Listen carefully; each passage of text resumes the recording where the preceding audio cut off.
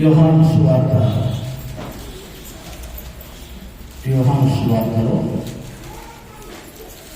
17వ అధ్యాయము 21వ వాక్యం. తండ్రి, నా యందు నీవు, నీ యందు నేను ఉండులాగున వారు మన యందు ఏకమై ఉండవలెనని వారి కొరకు మాత్రము నేను ప్రార్థించుటలేదు. వారి వాక్యము వలన నా యందు విశ్వాసముంచిన వారందరూ ఏకమై ఉండవలెనని వారి కొరకు ప్రార్థించుచున్నాను.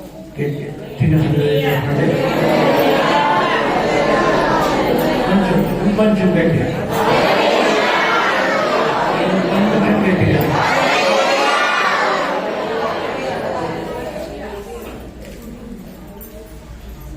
చాలా మందిలో ఒక డౌట్ ఉంటుంది. ఏం డౌట్ అంటే, ఈ యేసు స్వామి అమ్మ కూర్చో చేయలేదా లేదు కూర్చో. యేసు స్వామి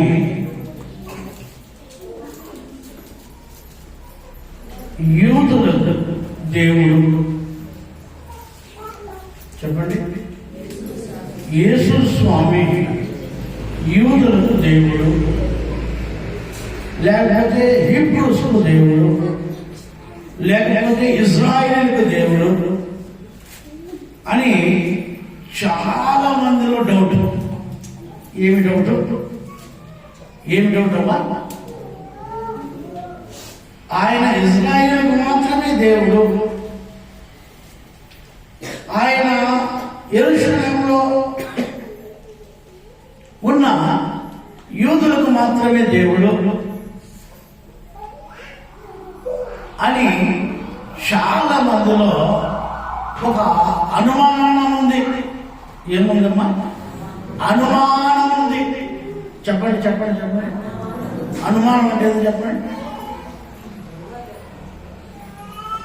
అను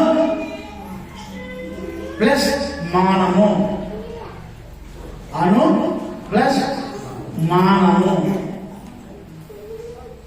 అను ప్లస్ మానము, అనుమానము. అను అంటే సాధారణ, అను అంటే సాధారణ, మానము అంటే హవ, మానము అంటే హవ. ఎందుకంటే ఎప్పుడైతే సాతానుడు అను అనే అనుమానం ఎప్పుడైతే హవలో పెట్టిందో అప్పుడు ఆమె మానం తీసుకునేది. ఏం తీసుకునేది? ఆమె మానాన్ని తీసుకునేది. అంటే ఆమె ఏమైపోయిందంటే మహిమ వస్త్రములను పోగొట్టుకునేది. ఏం వస్త్రాలు పోగొట్టుకునేదమ్మా?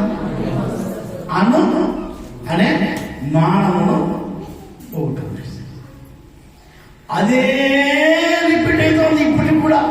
హవ్వ కాడి నుంచి ఈ రోజుకి కూడా అన్ని దేశాల్లో, అన్ని మతాల్లో, అన్ని కులాల్లో, అన్ని ప్రాంతాల్లో ఉన్న జనులకు ఇదే అనుమానం. ఏమి మానము? అనుమానం. హవ్వలో అనుమానం పెట్టింది సాతానుడు. నిజమా? నిజమా? తప్పు. నిజమే. అనుమానం వచ్చేసింది ఆమెకి, హవ్వకి అనుమానం వచ్చేసింది. ఆ అనుమానంలో నుంచి వచ్చిందే మానం.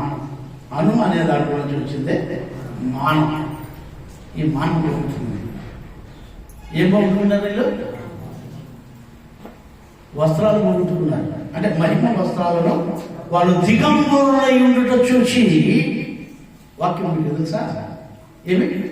వాళ్ళు దిగంబరులై ఉండట చూసి దేవుని స్వరము వినగా వాళ్ళు దిగంబరులు అని తెలుసుకుని ఆకులతో వారి యొక్క మొలలను కప్పుకొని దాగుకునేది. ఏమైపోయిందా? ఏమైపోయింది? మానం కాపాడుకోవడానికి ప్రయత్నిస్తున్నాను. పోయినాక మానం మీద కాపాడుకోలేదే. మానం ఆల్రెడీ పెట్టింది, ఇంక దాన్ని కాపాడుకోవాలంటే ఆకులు అడ్డమవుతాయా? అర్థమవుతుందా మీకు? అందుకని దేవుడు ఏం చేశాడంటే వీళ్ళు ఎట్లు ఆ మహిమ వస్త్రాలు పోగొట్టుకున్నారు కదా అని వాళ్ళకి ఆ మానం కాపాడేదానికి వాళ్ళకు స్త్రీలకు పొడుగాటి జుట్టు ఇచ్చాడు. పొడుగాటి జుట్టు ఇచ్చాడు. రెండవది మొలలకు గొర్రె చర్మాన్ని కట్టాడు. గొర్రె చర్మాన్ని కట్టాడు. ఎందుకంటే వాళ్ళకు దేవుడు ఇచ్చిన మహిమ వస్త్రాన్ని పోగొట్టుకున్నారు వాళ్ళు. అందుకని ఆ మానం కప్పుకోవడానికి ఆ మానం కొంచెం కప్పుకోనరా, మానం ఈనంగా బతకనరా అని ఆ రోజున దేవుడు సృష్టించిన జనుడికి ఆ గొర్రె యొక్క చర్మాన్ని వారి మొలల చుట్టూ కట్టాడు.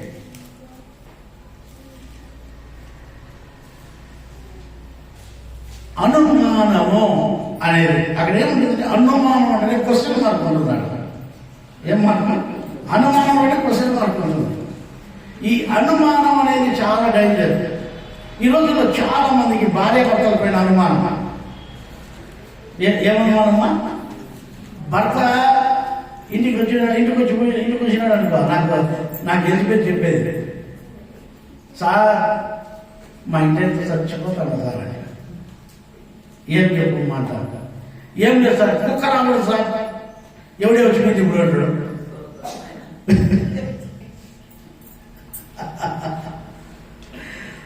ఆ కుక్క వచ్చి ఆ గోగులకు కడుక్కుంటా కూడా ఎవడే వచ్చింది ఇప్పుడు అంటాడు. ఏంటి కడుక్కోండి.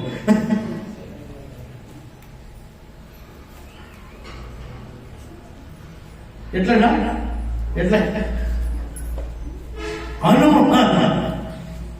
అనుమానం. ఈ రోజుల్లో చాలా మందికి ఒక భయంకరమైన అనుమానం సాధన పెడుతున్నాడు. ఏమో ఆ అనుమానం అయింది అనేది ఈరోజు మీకు నేను స్పష్టంగా చెప్పాలని పరిశుద్ధాత్మ చేత నేను ప్రేరేపింపబడి మీకు చెప్పాలనుకుంటున్నాను. ఇక్కడ చూస్తే ఆ వాక్యాన్ని ఇక్కడ స్పష్టంగా మళ్ళీ చదవండి. తండ్రి నా యందు నీవును నీ యందు నేనును ఉండులాగున వారును మన యందు ఏకమై ఉండులాగున. దాంట్లో బాగా వినాలి. ఇక్కడ మీరు మిస్ కాకూడదు, ఏదైనా ఆలోచించదండి.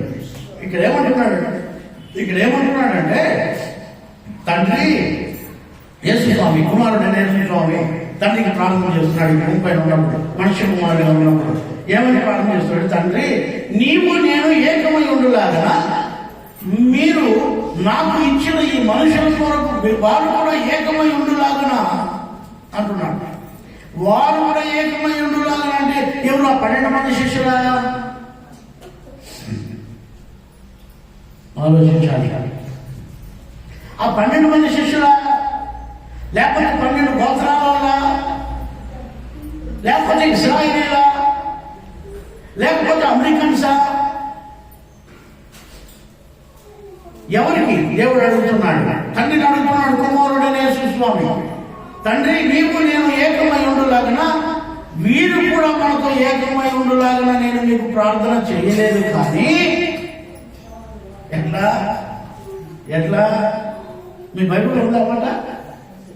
నేను నీవిచ్చిన ఈ 12 మంది కోసం ప్రార్థన చేయలేదయ్యా, ఈ ఇశ్రాయేలు కోసం ప్రార్థన చేయలేదయ్యా, అబ్రహాము దగ్గర నుంచి పుట్టిన ఈ సంతానం కోసం ప్రార్థన చేయలేదయ్యా. నేను ఎవరి కోసం ప్రార్థన చేస్తున్నాడో తెలుసా తండ్రి?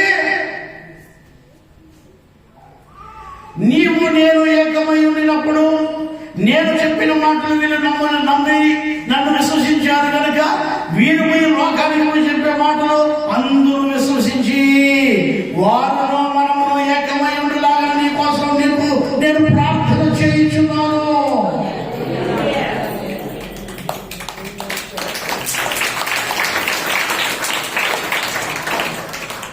ఎవరి కోసం ప్రార్థన చేస్తున్నాడంటే యేసు స్వామి?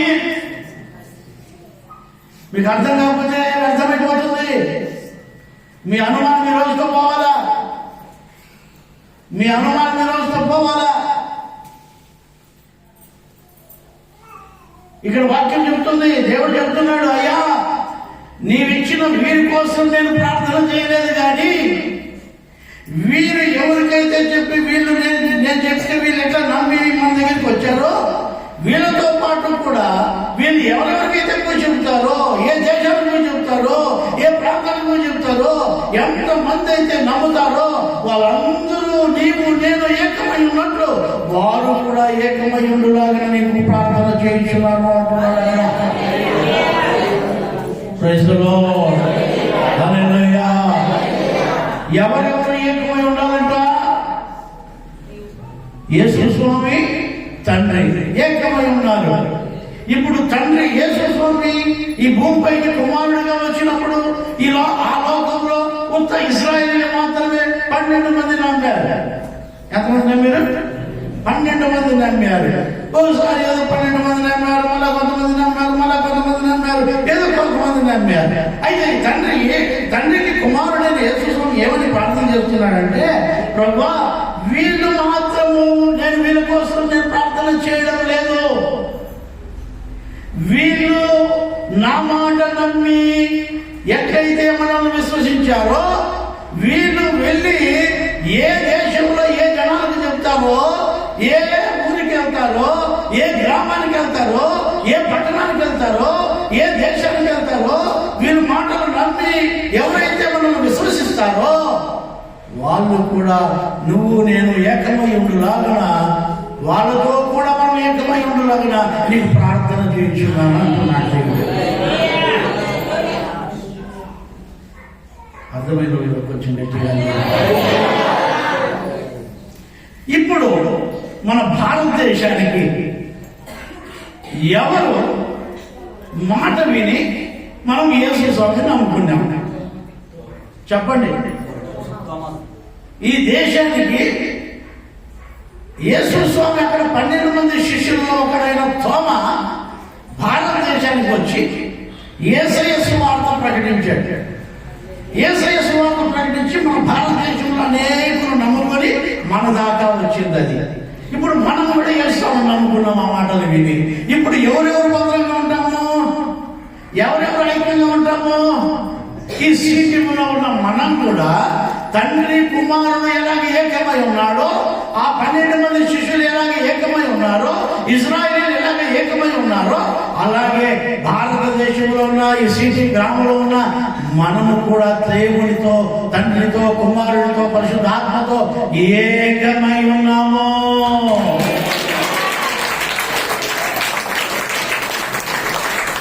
ఎందుకో తెలుసా? మనం వాళ్ళ మాట ఏం నమ్మాం. యేసు అదే ప్రార్థన చేశాడు. చదవండి కావాలంటే ఏమని ప్రార్థన చేశాడు? చదవండి. వారు నా యందును ఏకమై ఉండవలెనని వారి కోసం మాత్రం నేను ప్రార్థన చేయను. ఎవరి కోసము? ఈ 12 మంది కోసము, ఈ 12 గోత్రాల కోసము, ఇశ్రాయేలు కోసమే నేను నీ కోసం నేను ప్రార్థన చేయడం లేదు ప్రభువా. ఇంకా వారు నేను చెప్పిన మాటలు ఎవరైతే ఆ వాక్యాలు వింటారో, నా అందు విశ్వాసం ఉంచి వారందరూ ఏకమై ఉండవలెనని వారి కోసం నేను ప్రార్థన. అయ్యా యేసు స్వామి 2024 యేసు స్వామి 2000 సంవత్సరాలకు ముందే నీ కోసం నా కోసం తండ్రిని వేడుకున్నాడయ్యా. ఎందుకో తెలుసా? తండ్రి కుమారుడు ఎలా ఏకమై ఉన్నామో మనం కూడా వాళ్ళతో ఏకంగా ఉండడానికి. Praise the Lord. హల్లెలూయా. ఎవరితో మనం ఇప్పుడు ఏకమై ఉన్నామో తెలుసా? కుమారుడైన యేసు స్వామితో, తండ్రి అయిన దేవునితో మనం ఏకమై ఉన్నాము.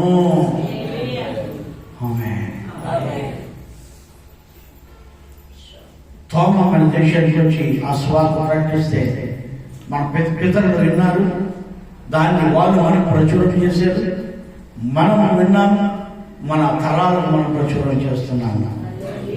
ఈ వార్త ఎవరు వింటే వాళ్ళందరూ దేవునితో ఏకమవుతారు. ఎటు చెప్పండి.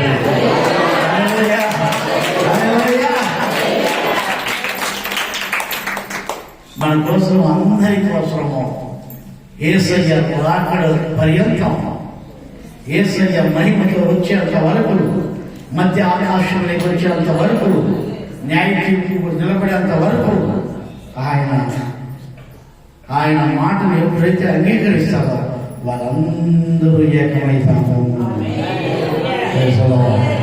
హల్లెలూయా, హల్లెలూయా, హల్లెలూయా. మనము ఈ లోకస్తులతో ఏకం కావాలని ప్రయత్నం చేయదండి. మనం దేవునితో ఐక్యం పరచబడి ఉండాలా. దేవుడు అంటున్నాడు, యేసు స్వామి, ప్రభువా నువ్వు ఇచ్చిన ఈ 12 మందికో ఈ 12 పత్రాల వరకు ఇశ్రాయేలు కోసమో నేను నీ దగ్గర ప్రార్థన చేయడం లేదయ్యా. నా తర్వాత వీళ్ళు నా వాక్యం విని ఎలాగే నమ్మారో అలాగే వీళ్ళు ఎంతమందికి అయితే చెప్తారో, ఎన్ని దేశస్తులకి అయితే చెప్తారో, ఎంతమంది అయితే నమ్ముతారో వారు కూడా మనతో ఏకమై ఉండాలని ప్రార్థన చేస్తున్నాను. Praise the Lord. హల్లెలూయా. ఈ నూతన సంవత్సరంలో, ఈ 2025 సంవత్సరంలో మన అనుమానాలన్నీ పటాపంచలైపోవాలి. ఎందుకంటే నేను నమ్మకాలు యాదేశస్తులో ఏమో ఎక్కడో వద్దు అన్నీ మనం దేవునితో ఐక్యమై ఉన్నాము. Praise the Lord. Hallelujah, hallelujah. దేవుడు మన కోసం ప్రార్థన చేశాడు ఆ రోజు, నా కోసం ప్రార్థన చేశాడు ఆ రోజు, నా జీవితం కోసం ప్రార్థన చేశాడు ఆ రోజు. Praise the Lord. Hallelujah, hallelujah. దేవుడు మన కోసం ఆల్రెడీ ప్రార్థన చేసి పెట్టాడు. ఎందరూ నన్ను నమ్ముతారో, వీళ్ళ మాటలను బట్టి ఎంతమంది అయితే నన్ను నమ్ముతారో, తండ్రి నేను ఎంతమంది అయితే నమ్ముతారో వాళ్ళందరూ మనం ఏకమైనట్టు నీవు నేను ఎలా ఏకమైనామో వాళ్ళు కూడా ఏకమైపోవాలి. ఇప్పుడు మనం ఎవరితో ఏకమై ఉన్నాము? మన జీవితంలో చూడండి, మనకు శరీరం ఉంది, ఆత్మ ఉంది, ప్రాణం ఉంది. ఈ 3 ఎట్లా ఏకమై ఉన్నామో మనమంతా ఎట్లున్నాం? శరీరం ఉందా లేదా? దయ్యాలకు శరీరాలు ఉన్నాయి, భూతాలకు శరీరం ఉండదు. ఉంటుందా? ఉండదు. దురాత్మకు శరీరము ఉండదు. కానీ మనకేముంది? శరీరం ఉంది. ప్రాణం ఉందా? ప్రాణం ఉందా లేదా? ఒకసారి గిచ్చుకోండి, ఒకసారి మీరు గిచ్చుకోండి, గిచ్చుకోండి. ఉంది కదా, ఉంది కదా, శరీరం ఉంది. అయితే దాంట్లోనే ఆత్మ కూడా ఉంది. దేవుడు మనకు దీపుగా ఒక ఆత్మను పెట్టాడు, మంచి చెడ్డలు తెలియజేసేదానికి. ఇప్పుడు ఈ 3 మనలో ఎట్లా ఏకమై ఉన్నాయో అలాగే తండ్రి కుమారుడు మనం ఏకమై ఉన్నాం. ఆమేన్. హల్లెలూయా, హల్లెలూయా. మనమందరము ఏకముగా ఉంటాము. అవయవాలు వేరే, శరీరం ఒకటే. ఈ శరీరంలో ఎన్నో అవయవాలు, ఈ శరీరంలో ఎన్నో అవయవాలు, కానీ శరీరం ఒకటే. అట్లే దేవుడు, మనము యేసయ్య, మనము తండ్రి అయిన దేవుడు, మనము ఏకంగా ఉంటాము. హల్లెలూయా, హల్లెలూయా, హల్లెలూయా. ఈ అనుమానం అనేది పెట్టాలి. మన జీవితాలు పోగొట్టుకోకూడదు. మనకు మళ్ళీ దేవుడు మహిమ శరీరాలు, మహిమ వస్త్రాలు ఇవ్వబోతున్నాడు, మహిమ శరీరాలు ఇవ్వబోతున్నాడు. ఇప్పుడు మహిమ వస్త్రాలు కాదు, హవ్వకు తాతకి మాత్రమే, ఆదాముకు హవ్వకు మాత్రమే మహిమ వస్త్రాలు ఇచ్చాడు. కానీ ఎవరు పోగొట్టుకున్నారు. ఇప్పుడు మనం మహిమ శరీరాలు ధరించబోతున్నాము.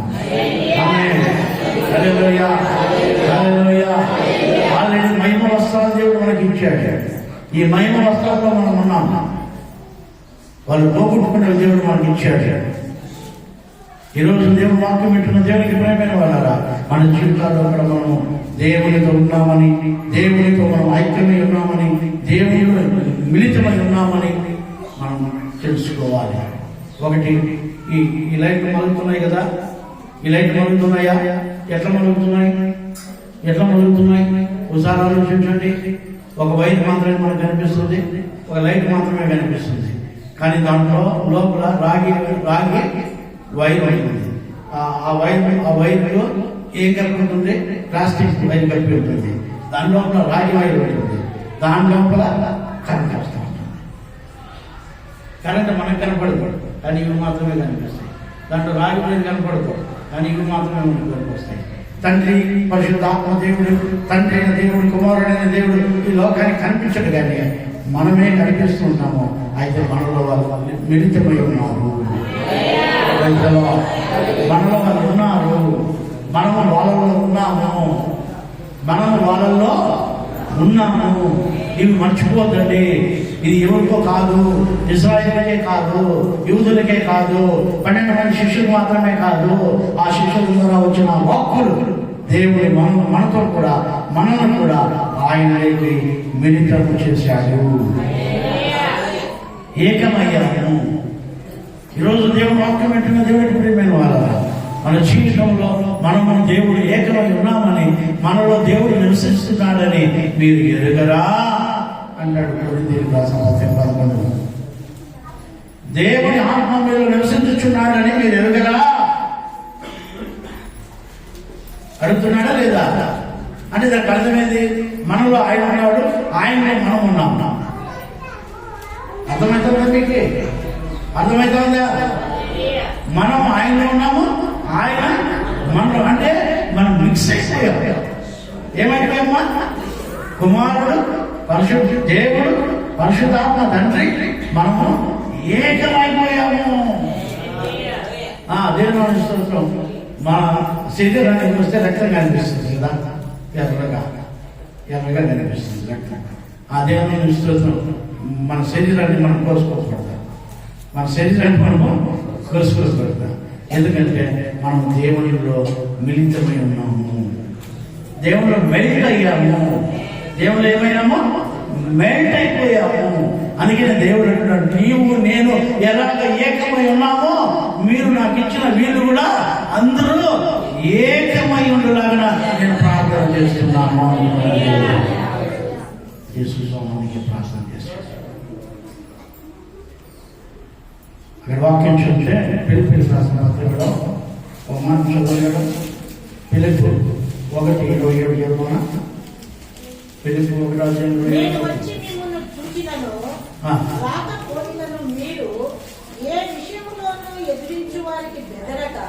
ఎదిరించు వారికి బెదరక అందరూ ఒక భావముతో పోరాడుచు ఎట్లా ఉండాలంట? ఏక మనస్సు గలవారై. ఎట్లా ఏక మనసు ఉండాలి మనలో. ఇప్పుడు మనం ఎవరితో మిళితమైనామో? దేవుడితో మిళితమైన మనము ఏక మనసు ఉండాలి, మనకు ఏక భావం ఉండాలి. మనకి నా మనసులో ఏముంటుందో మీ మనసులో అదే ఉండాలి. అర్థమైంది? నా మనసులో ఏముండదో అదే మీ మనసులో ఉండదు. అదే ఏకత్వం అంటారు. ఏమంటారు దాన్ని? ఏకత్వం. ఇప్పుడు నా మనసులో ఏముంటుంది? ఆదివారం 10 గంటలకంతా ప్రార్థనకు పోవాలా, ఆదివారం 10 గంటలకంతా దేవుడిని దర్శించాలా, ఆదివారం 10 గంటలకంతా మనం దేవుడిని ఆరాధించాలా, ఆదివారం 10 గంటలకంతా దేవుడిని మనం మహిమపరచాలా అని నా మనసులో ఉంటుంది. మీ మనసులో ఏముంటుంది? ఆదివారం 11 పోతే బాగుంటుంది, ఆదివారం 12 పోతే బాగుంటుంది. ఇప్పుడు మన ఇద్దరు మనసు లేకపోయిందా? లేదా? 11 వస్తారు రాదు. ఎట్లమ్మా? పాస్టర్ 11 వచ్చింది.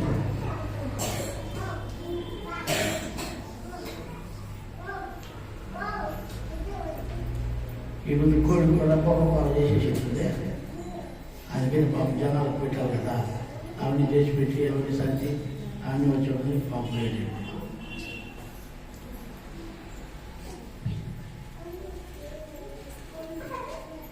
ఎట్లా చెప్పండి? ఎట్లా మన మనసు ఎట్లంటే ఏక మనసు ఉండాలా. ఎలాంటి మనసు అంటే ఏక మనసు కలిగి ఉండాలి. పాస్టర్ గారికి ఏ మనసు ఉంది? మనకేం మనసు ఉండాలా? 10 గంటలకు ఆరాధన, 10 గంటలకు చర్చిలోకి వెళ్ళిపోవాలి. పాస్టర్ 10 గంటలకు పులిపెట్టి వెళ్ళిపోయాడు, మనం 10 గంటలకు వెళ్ళిపోవాలి చర్చిలోకి. ఈ ఆత్మ ఎట్లా ఉండాలమ్మా? ఇదే మ్యాజికల్ కాదు, ఇవి మ్యాజిక్స్ కాదు, ఇవి ఏకత్వం. ఏమిది? ఏకత్వం. తండ్రి ఏం చెప్పాడో అదే కుమారుడు చేశాడట, ఆ కుమారుడు ఏం చేశాడో అదే మనం చేయాలి. ఆమేన్. అదే ఏకత్వం, అదే ఏకత్వం. మా చదవండి యోహాను సువార్త 17:11.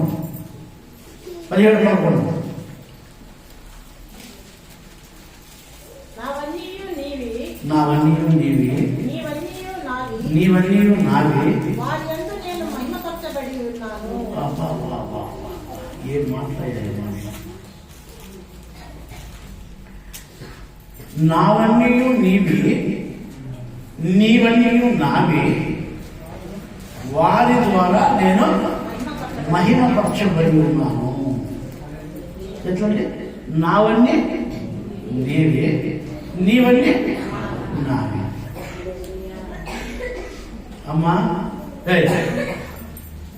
ఎవరు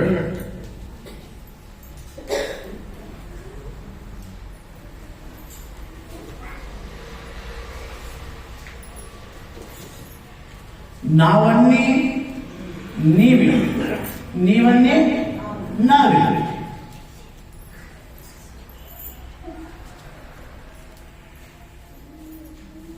నావన్నీ నీవే, నీవన్నీ నావి. ఎట్లా ఉంటుంది? సాధ్యమా? సాధ్యమా? సాధ్యమే, అంతా సాధ్యమే. పాట పాడేస్తాం కానీ ఇవన్నీ సాధ్యమయ్యే పనులేనా? కానీ దేవుళ్ళు మనం ఉంటే, ఐక్యపడి ఉంటే, నావన్నీ నీవే, నీవన్నీ మావి, నీవన్నీ మావి, మావన్నీ నీవే, నీవన్నీ మావి. ఎంత ఐక్యత ఇది! మీరు ఆలోచించారు ఎప్పుడన్నా? అందుకే నేను చెప్తున్నా, మనమందరం ఒక కుటుంబం చెప్తా ఉంటాను ఎక్కువ. మనమందరము ఒక కుటుంబం. ఈ ఒక కుటుంబానికి అన్ని మనవుగా ఉంటాయి, అన్ని మనవుగా ఉంటాయి. నీది వేరుగా, నాది వేరుగా ఉండదు. ఉంటుందమ్మా? నావన్నీ దేవుడు యేసు అంటున్నాడు, నావన్నీ నీవే, నీవన్నీ నావి. ఎంత చక్కటి మాట ఇక్కడ రాయబడి ఉంది. ఎప్పుడైనా దేవుడికి చెప్పావా ఈ మాట? ప్రభా, నాకు ఇచ్చినవన్నీ నీవే నాయనా, నీవన్నీ నావే ప్రభువా అని ఎప్పుడైనా దేవుడి సన్నిధిలో తీర్మానం చేసుకున్నావా అని అడుగుతున్నాను నేను. ఇవన్నీ నీవే ప్రభువా అని ఎప్పుడైనా చెప్పావా అనుకున్నా? ఈ శరీరం నీది, ఈ ఆత్మ నీది, ప్రాణం నీది, నాకున్నవన్నీ నీవి, నాకున్నవన్నీ నీవి ప్రభువా అని ఎప్పుడైనా చెప్పావా? అందుకనే పౌలు గారు అంటారు, నాకున్నవన్నీ కూడా నేను పెంటగా ఎంచుతున్నాను అంటున్నాను. నాకున్నవన్నీ కూడా నేను పెంటగా ఎంచుతున్నాను అంటారు. ఈ రోజుల్లో చాలా మంది నావన్నీ నీవే ప్రభువా, ఎంత పాట కూడా ఉంది కదమ్మా, నావన్నీ అబ్బా, ఏ పాట అబ్బా,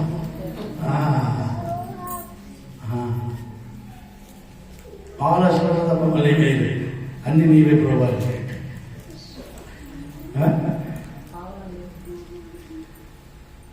నేను ఎందుకు ఈరోజు మీకు చెప్తున్నానంటే, మనం దేవుని సన్నిధిలో ప్రభువుకు మనం అన్ని మన జీవితంగా సమర్పించాలి. ఆయనవన్నీ మనం తీసుకోవాలి. మనం ఇచ్చేది చిన్నవే, దేవుడి దగ్గర నుంచి తీసుకునేటివే చాలా పెద్ద పెద్దవి. పరలోక రాజ్యం తీసుకుంటాం, నిత్య జీవం తీసుకుంటాం. ఇంతకంటే పెద్దవి ఏమైనా ఉంటాయా? జీవ కిరీటాన్ని పొందుకుంటాం, మహిమ కిరీటాన్ని పొందుకుంటాం. ఇవన్నీ చాలా విలువైనవి. దేవుని దగ్గర తీసుకోవాలి మనం. ఎప్పుడు దేవుడివన్నీ మనవన్నీ దేవుడికి ఇచ్చినప్పుడు దేవుడివన్నీ మనమవుతాయి. చాలా మంది ఇట్లా అంటారు.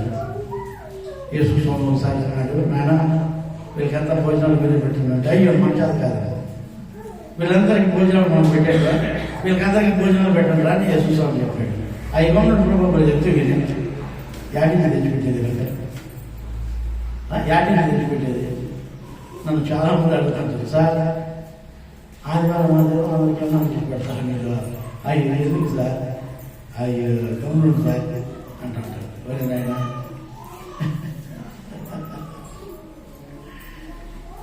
సాధ్యమేనా సార్ అది అని నన్ను చాలా మంది అడుగుతుంటారు బయట. సాధ్యమవుతుంది కదా, సాధ్యమవుతుంది కదా.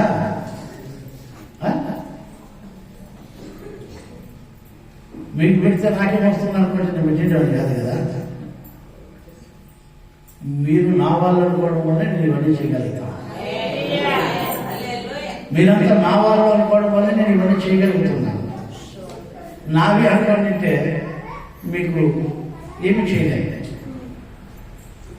ఏమి చేయలేదు.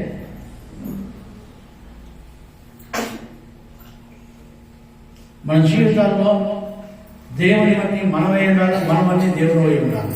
ఎందుకంటే మనం ఏకమై ఉన్నాము కనుక, దేవుని మనము ఏకమై ఉన్నాము కనుక దేవునికి మనం అన్ని ఇచ్చి ఉన్నాము. ఇంకేమంటున్నాడు? ఒకటి కొలస్సీ రాసిన పత్రికలో చూడండి, కొలస్సీ 3:11.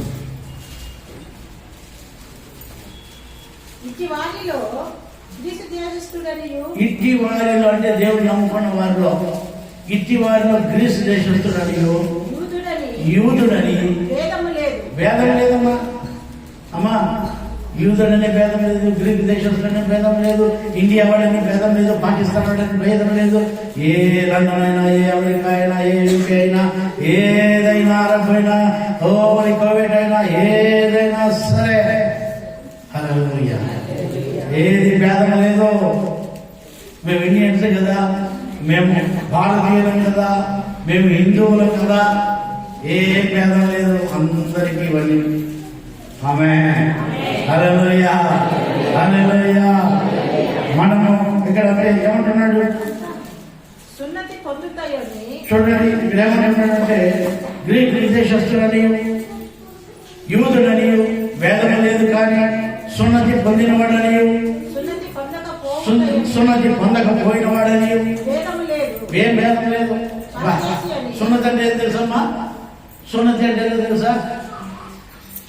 ఆ రోజుల్లో అబ్రహాం ఏం చేశాడంటే దేవుడిని నమ్మినప్పుడు వాళ్ళు సున్నతి చేసాడు, వాళ్ళ ఇంట్లో ఉండే వాళ్ళ కథలకి సున్నతి చేశాడు. అప్పుడు ఏం చేశాడంటే గోప్య చర్మాన్ని కట్ చేశాడు, గోప్య చర్మాన్ని కట్ చేశాడు. ఇప్పుడు ఇక్కడికి వచ్చేందుకు ఏమంటే సున్నతి పొందిన వాడని, అంటే ఇశ్రాయేల్ అందరూ సున్నతి పొందింటారు. బాగా వినాలి మీరు, ఇశ్రాయేల్ అందరికి ఏమైంటాయి? సున్నతి జరిగి ఉంటుంది. అంటే గోప్య చర్మము వాళ్ళు కోసి పెట్టుకుంటారు. సున్నతి పొందినవాడనే లేదు, సున్నతి పొందనవాడనే లేదు. ఎవడైనా సరే, గ్రీక్ దేశస్తుడైనా, యూదుడైనా, సున్నతి పొందినవాడైనా, సున్నతి పొందినవాడైనా, మనం సున్నతి అంతా పొందలే. మన భారతీయులు మేము సున్నతి పొందుతామా? ఎవరు పొందరు. కొంతమంది మన దేశంలో ఉన్నారు, కొంతమంది కొన్ని కోవకు చెందిన వారు ఉన్నారు, వాళ్ళు సున్నతి పొందుతున్నారు. ఓకే, నేను వాళ్ళ గురించి మాట్లాడలేదు. కానీ అయితే మన భారతదేశంలో మన సాంప్రదాయ ప్రకారము ఎవరు సున్నతి పొందలేదు. కానీ ఇక్కడ సున్నతి ఉన్నవాడైనా లేదు, సున్నతి పొందని వాడైనా లేదు, భేదమేమి లేదు. ఇంకా పరదేశీ అని, సిద్ధీయుడని, దాసుడని, స్వతంత్రుడని లేదు, కానీ క్రీస్తే అందరిలో ఉన్నవాడై ఉన్నాడు. క్రీస్తు ఎవరు ఉన్నాడమ్మా? ఇక్కడ గ్రీకు దేశస్తుడు లేదు, యూదుడు లేదు, సున్నతి లేదు, సున్నతి పొందినవాడు లేదు, పరదేశి లేదు, దాసుడు లేదు, ఓనరు లేదు, ఇంకేం లేదు. ఇక్కడ ఏ దేశస్తుడైనా కావచ్చు, ఏ భాషస్తుడైనా కావచ్చు, ఏ సాంప్రదాయాలు ఉన్నవాడిన వారు కావచ్చు, అందరిలో క్రీస్తు ఉన్నారు. ఆమేన్, హల్లెలూయా, హల్లెలూయా. మనలోకి దేవుడు మిళితమై ఉన్నారు, మనం ఏకమై ఉన్నాము. ఇక్కడ భాష లేదు, దాసుడు లేదు, స్వతంత్రుడు లేదు, యూదుడు లేదు, ఇంకేమీ లేదు. యేసయ్య అంటే కాదు, ఆయన దగ్గర వస్తున్నాడు దేవుడు. మనమందరం ఏకమై మిళితమై ఉన్నాం. ఇంకా ఏ భయం లేదు. అందరూ మనం ఏకంగా ఉన్నాం. చదువునమాట. క్రీస్తు స్వరమును అందరిలో ఉన్నవాడునై ఉన్నాడు. క్రీస్తు స్వరమును అందరిలో ఉన్నవాడై ఉన్నాడు. అంటే యేసు స్వామి అందరిలో ఉన్నాడు. యేసు స్వామి ఎక్కడ ఉన్నాడు? మా గుట్టల పైన, కొండల పైన, లోయల్లోనా? ఎక్కడున్నాడు? అందుకనే యేసు స్వామి అన్నాడు, మీరు క్రీస్తు అడవిలో ఉన్నాడంటే నమ్మద్దండి, అరణ్యంలో ఉన్నాడంటే నమ్మద్దండి, గది లోపల ఉన్నాడంటే నమ్మద్దండి అని ఆల్రెడీ మనం చెప్పి పెట్టాడు. యేసు స్వామి ఎక్కడున్నాడు? మనలోనే ఉన్నాడు. ఆమె చెప్పండి గట్టిగా, మనలోనే ఉన్నాడు. యేసు స్వామి ఇక్కడ ఉన్నాడు, అక్కడ ఉన్నాడు, అక్కడ ఉన్నాడు, ఇక్కడ ఉన్నాడు. ఆయన మనలోనే ఉంటాడు, మనతోనే ఉంటాడు. ఆయన మనలో మిళితమై ఉన్నాడు, అంటే మనతో కలిసిపోయాడు, మనతో కాపురం చేస్తున్నాడు, మనతో జీవిస్తున్నాడు. 1 కొరింథీ 12 త్వరగా 12వ వాక్యం. ఎలాగూ శరీరం ఏకమైనను అనేకమైన అవయవములు కలిగి ఉన్నదో చూడండి, శరీరం ఒకటే కదా ఉంది, కానీ దీంట్లో సపరేట్ అవయవాలు ఉన్నాయి. ఒక్కొక్క అవయవము ఒక్కొక్క పని కోసం పెట్టాడు దేవుడు. అవునా? అవునమ్మా? ముక్కు అన్నం తింటుందా? ముక్కుతో ఆనందం ఎవరున్నారా? ముక్కు ఏం చేస్తుంది? గాలి పీల్చుకుంటుంది. నోరు అన్నం తింటుంది. సో ఒకే శరీరము, కానీ ఈ శరీరంలోనే అనేక అవయవాలు ఉన్నాయి. అర్థమవుతుందా మీకు? ఈ శరీరంలో ఎన్ని అవయవాలు ఉన్నాయో అన్ని అవయవాలు ఏకమై ఉన్నాయి. చదువు. ఏకమైనను కలిగి ఉన్నదో ఎలాగూ శరీరము యొక్క అవయములన్నీ అనేకములై ఉన్నను ఒక్క శరీరమై ఉన్నవో అలాగే చెప్పాలి. ఎలాగూ శరీరము యొక్క అవయములన్నీ అనేకములై ఉన్నను ఒక్క శరీరమై ఉన్నవో అలాగే క్రీస్తు ఉన్నాడు. ఎలాగనగా యూదులమైనను గ్రీసు దేశస్థులమైనను దాసులమైనను ఇండియా వాళ్ళైనను స్వతంత్రులమైనను సిటీ వాళ్ళైనను మనమందరం దాసులైనను అమెరికా వాళ్ళైనను లండన్ వాళ్ళైనను పాకిస్తాన్ వాళ్ళైనను అరబ్ కంట్రీస్ అయినను లేకపోతే కువైట్ వాళ్ళైనను ఏ దేశస్థుడైనను మనమందరమును ఒక్క శరీరములోనికి ఒక్క ఆత్మయందే బాప్తిస్మం పొందితిమి.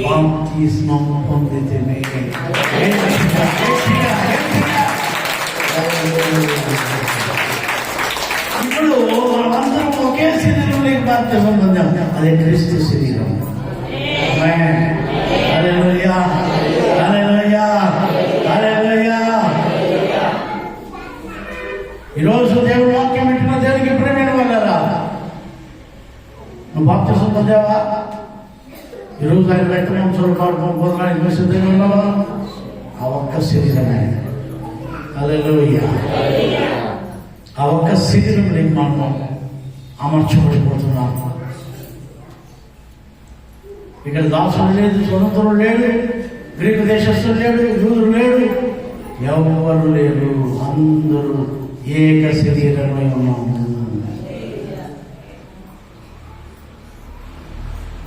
లేదండి, ఆ జాతి వేరు, ఈ జాతి వేరు, మేము వాళ్ళమండి, మేము వీళ్ళమండి, నథింగ్. అంతా ఒకే శరీరము, క్రీస్తు శరీరమై ఉన్నాము, ఏక శరీరమై ఉన్నాము. యోహాను సువార్తలు మీరు చూస్తే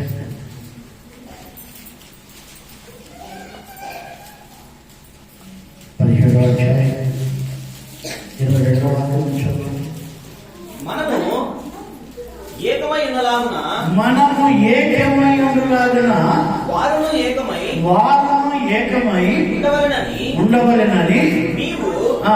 నాకు అనుగ్రహించిన మహిమను నీవు నాకు అనుగ్రహించిన మహిమను యేసయ్య ప్రార్థన చేస్తున్నది. ఇది యేసయ్య ప్రార్థన చేస్తున్నాడు. అయ్యా, నీవు నేను ఎలాగ ఏకమై ఉన్నామో అలాగే వాళ్ళు మనతో ఏకమై ఉన్నారు. నీవు నాకు ఏ మహిమ ఇచ్చావో అదే మహిమను వాళ్ళకి నేను ఇచ్చి ఉన్నాను. Praise the Lord. Hallelujah. Hallelujah. అందుకని ఈ రోజుల్లో దయ్యాలు పరిగెడుతున్నాయి మమ్మల్ని చూస్తే. అందుకని రోగాలు పోతున్నాయి. అందుకని దేవుని మహిమ వాళ్ళు ఉండటం వలన ఎవరిలో దేవుని మహిమ ఉంటుందో వాళ్ళ నుంచి కార్యాలు జరుగుతాయి. Praise the Lord.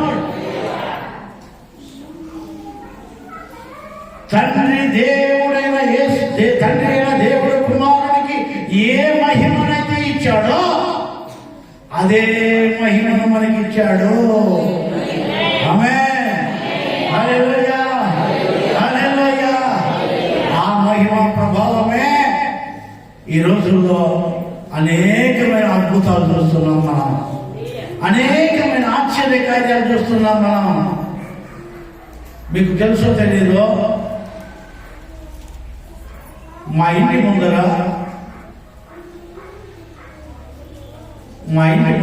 ఆరోగ్యం ఉన్నప్పుడు మా ఇంటి ముందర కొంతమంది నడుచుకుని పోతుంటారు.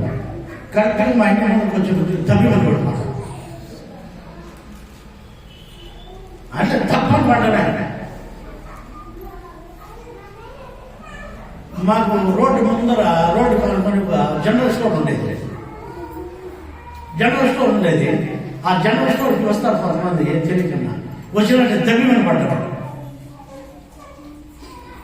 ఆ పక్క వాళ్ళకంతా డౌట్ ఏం వచ్చిందంటే వీళ్ళు ఇంటికాడికి పని పడిపోతాం, వీళ్ళు అంగికాడికి పని పడిపోతాం కాబట్టి వాళ్ళ ఇంటి ముందుకు పోకూడదు, వాళ్ళ అంగికాడికి పోకూడదు.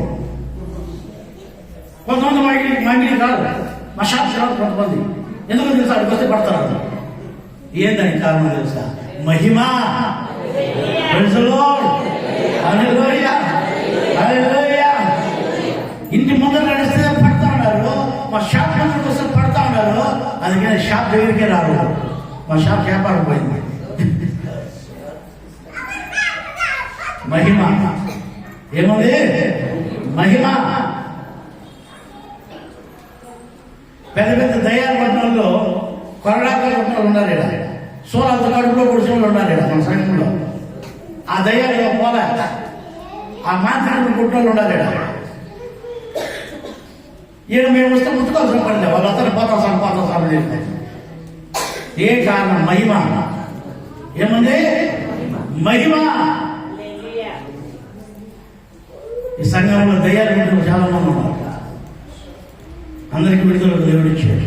మేము ముట్టుకోవాల్సిన పడలేవాళ్ళం, మేము తాకాల్సిన పడలేవాళ్ళం. ఈరోజు దేవుడు వాక్యం అంటున్న దేవుడికి ప్రియమైన వాళ్ళ, నీవు తండ్రి నీవు నాకు ఏ మహిమ అయితే ఇచ్చావో అదే మహిమను వీళ్ళకి నేను ఇస్తున్నాను. అయ్యా, నేను ఏ విద్యను నేర్చుకోవాలా, ఏ మాంత్రిక విద్యలు లేవు నా దగ్గర, ఎటువంటి విద్యలు నా దగ్గర లేవు. ఒక యేసయ్య నామ స్మరణ మాత్రమే ఉంది. ఆమేన్. హల్లెలూయా. హల్లెలూయా. చనిపోయిన వాళ్ళు బతుకుతున్నారే, రోగాలు బాగవుతున్నాయే. ఇది నా ప్రభావమా? కేవలం నిమిత్త మాత్రుడును. పనికిరాని పాత్రను దేవుడు మహిమతో నింపి ఆయన మహిమ పొందుతున్నాడు. Praise the Lord. హల్లెలూయా. ఈ చుట్టుపక్కల ప్రాంతాల్లో చాలా మంది ఇళ్లకు కప్పలు కొట్టేశారు, చాలా మంది ఇళ్లకు బీకాలు వేసేసారు, చాలా మంది ఇళ్ళు వదిలి వెళ్ళిపోయారు. అయితే దేవుడి సువార్త ప్రకటించినప్పుడు అనేక లక్షల మంది సంఘంలోకి వచ్చారు.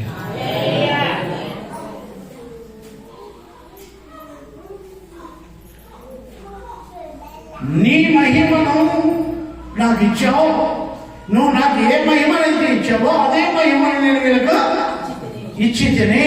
ఆమేన్. ఈ మహిమ పొందాలి మనం. ఈ మహిమ పొందితే దయ్యాలు పరిగెడతాయి, భూతాలు పరిగెడతాయి, శాతములు పరిగెడతాయి, మంత్రశక్తులు పరిగెడతాయి, రోగాలు పరిగెడతాయి.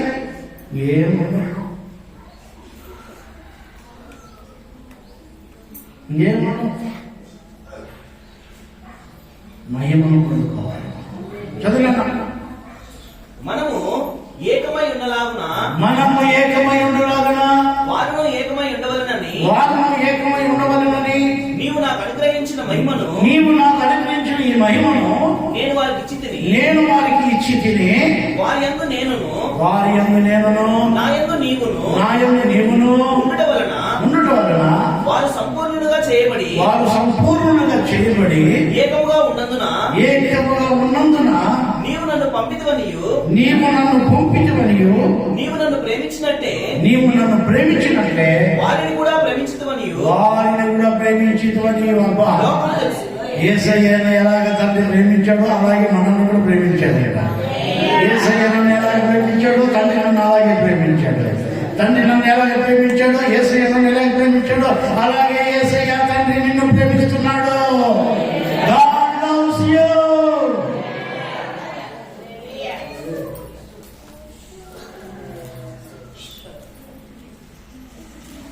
దేవుడు నిన్ను ప్రేమిస్తున్నాడు. దేవుడు నిన్ను ప్రేమిస్తున్నాడు.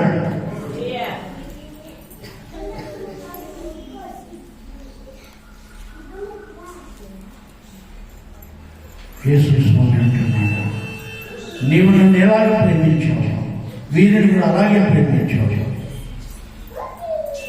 నీవు నాకు ఇచ్చిన మహిమను వీళ్ళకి నేను అనుగ్రహిస్తున్నాను. దేవుని మహిమ దేవుడు మాకు ఇచ్చాడు. ఆ మహిమతోనే అనేకమైన కార్యాలు జరుగుతున్నాయి ఈ భూమి పైన, ఈ ప్రాంతంలో.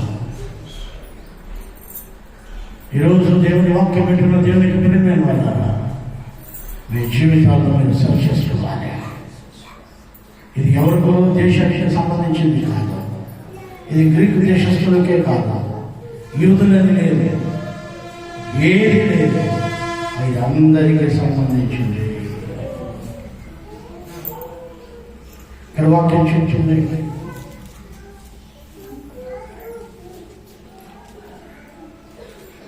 గలతీయులకు రాసిన పత్రిక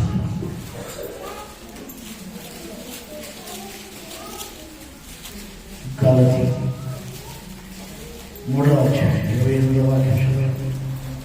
ఇందులో యూదులని గ్రీసు దేశస్థుడని లేదు, దాసుడని స్వతంత్రుడని లేదు. ఈ మాటను పదే పదే ఎందుకు నేను అనేక చోట్ల అనేక భక్తులు రాశారంటే మనం అర్థం చేసుకోవడానికి. పరిశుద్ధాత్మ దేవుడు అనేక దగ్గర రాపించాడు ఇదే మాట, ఇదే మాట, ఇదే మాట. పరిశుద్ధాత్మ దేవుడు మళ్ళీ మళ్ళీ మళ్ళీ మళ్ళీ మళ్ళీ మళ్ళీ ఎందుకు రాపిస్తున్నాడు తెలుసా? ఇది నీ కోసం నా కోసమే. ఇక్కడ గ్రీకు దేశస్తులని దాసుడని స్వతంత్రుడని లేదు, యూదుడని స్వతంత్రుడని లేదు, పురుషుడని స్త్రీ అని కూడా లేదు. బాగా వినాలి, ఇది స్త్రీ అనేది ఇక్కడ యాడ్ అయింది. ఇంతవరకు ఎక్కడ చూడమన్నా ఇక్కడ అన్ని దేశాలకు రాశారు కానీ స్త్రీ అని సపరేట్గా ఇక్కడ మెన్షన్ చేశారు పరిశుద్ధాత్మ దేవుడు. అంటే స్త్రీలు కూడా ఏమాడకూడదు. ఇక్కడ స్త్రీ అనే పురుషుడు అనే భేదం లేదు, అందరికీ ఒకే ఆత్మ, అందరికీ ఒకే మహిమ, అందరూ దేవుడు క్రీస్తులో శరీరంలోనే. ఆమేన్. హల్లెలూయా, హల్లెలూయా, హల్లెలూయా. ఇక్కడ దేవుని వాక్యం అంటున్న దేవుడికి ప్రేమ వల్ల మన జీవితంలో మనం మొట్టమొదటిగా నేర్చుకోవాల్సింది దేవుని సన్నిధి. దేవుని సన్నిధి మనం అనుభవించే వారమై ఉండాలి. ఇక్కడ వాక్యం ఆచరణ మాట పురుషుడని స్త్రీ అని లేదు, యేసుక్రీస్తునందు మీరందరూ ఏకముగా ఉన్నాము. మామూలుగా కూడా ఇక్కడ కొంచెం భేద ప్రయోజనం తీసుకుంటాం. ఒకసారి మొగండి నోరు మూసుకున్న మాట మొగండి నీకు మీసాలు ఉంటే వాళ్ళకి మీసాలు అదే తేడా. వాళ్ళు పెంచుతుంది నీకంటే కూడా వస్తాయి. మీకు అర్థమవుతుందా? మీరు నేర్చుకోవాలి. పురుషుడని లేదు, స్త్రీ అని లేదు. ఇక్కడ తేడా. కొంతమంది అంటారు నేను మొగ్గుండి కానీ మగవాడి టీఎంకి కడతాడు చెప్పు.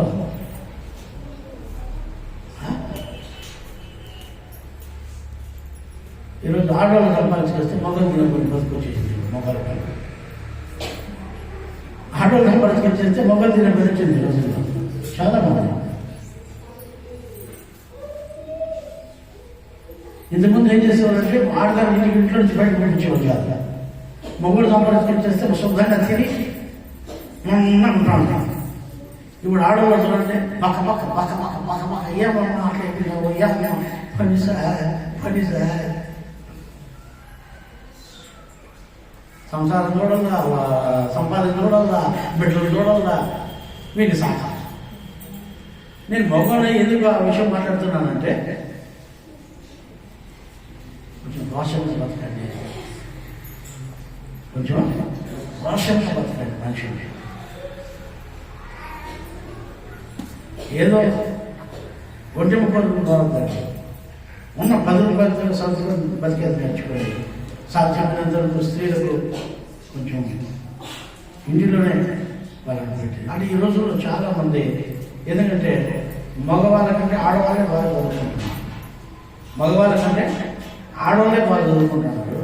ఆడవాళ్ళే బాగా చదువుకొని వాళ్ళే మంచి ఉద్యోగాలు సంపాదించుకుంటున్నారు. వీడికి 50 వేలు వస్తే వాళ్ళకి 2 లక్షలు వచ్చింది. ఇవన్నీ గౌరవం ఇచ్చేది నా పౌడర్ అంతా నేను చేసేంతా కూడా అనే కాలం వచ్చేసింది. కానీ నేను ఎందుకు ఈరోజు నేను చెప్తున్నానంటే దేవుని వాక్యానికి లోబడండి. మనం ఇక్కడ స్త్రీ భేదం లేదు, నువ్వు 2 లక్షలు నమ్మినా 50 లక్షలు సంపాదించినా భేదం అంటూ ఏమీ లేదు. పురుషుడు అంటున్నా స్త్రీ కూడా అంతే అని దేవుడు ఇక్కడ చెబుతున్నాడు. కాబట్టి ఇక్కడ ఏమన్నా నేను మొగని మొగలు ఎవరు ఉండలేదా, నేను బాగా సంపాదిస్తాను ఆడలు ఎవరు ఉండలేదా, పోతా ఏడికి నరకానికి. ఇక్కడ ఏం భేదమైన లేదు, అందరం ఒకటే. స్త్రీ అయినా పురుషుడైనా ఒకటే. దేవుని యందు భయభక్తులు కలిగి జీవించాలి. దేవుని యందు భయభక్తులు కలిగి స్త్రీ ధర్మం స్త్రీ చేయాలి, పురుషుడు ధర్మము పురుషుడు నిర్వర్తించాలి. నేను ఆ కింద వాక్యం కింద పాద మార్పు మీరు క్రీస్తు సంబంధులైతే ఆ పక్షమందు అబ్రహాము యొక్క సంతానమై ఉండి వాగ్దాన ప్రకారము వారసులై ఉన్నారు. చూడండి, మనము దేవునికి వారసులమై ఉన్నాం. వారసుడు ఎవరినంటారండి? వారసుడు అని ఎవరినంటారు?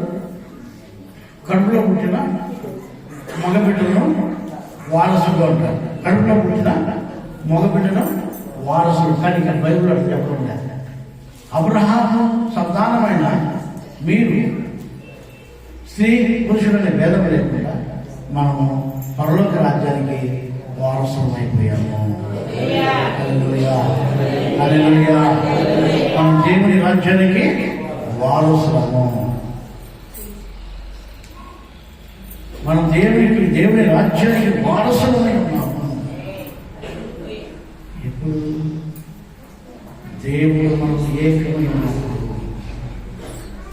కుమారుడైన యేసు స్వామి తండ్రి అయిన దేవుడు ఎలాగ ఏకమై ఉన్నాడో అలాగ మనం ఏకమైతే మనం వారసులమే. ఆమేన్, హల్లెలూయా. ప్రార్థించుకున్నాం. పరిశుద్ధుడు, అద్వితీయుడైన